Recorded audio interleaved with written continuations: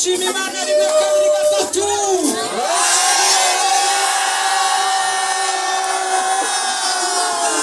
Bongere kandi gatatu.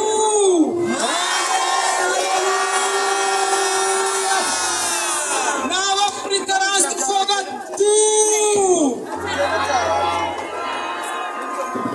Amen. Dukomere Imana yacu amashyi menshi twishime. Ababyeyi bivugiriza impundu.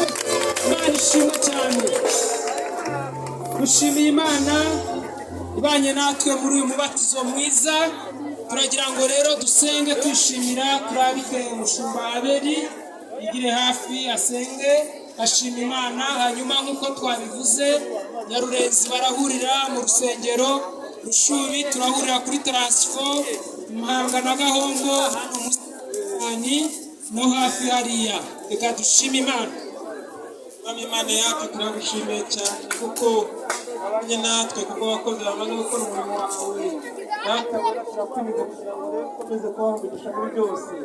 Dusengeye Data mwiza abizera bashya bagiye gukomeza baherekeza kugira ngo ukomeze kubana no muri byose muri bwo butumwa bagiye kujyamo.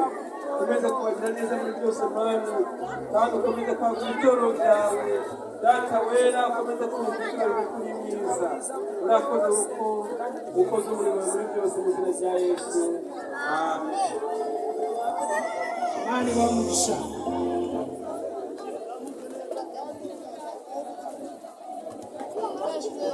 Mama rugura mubona.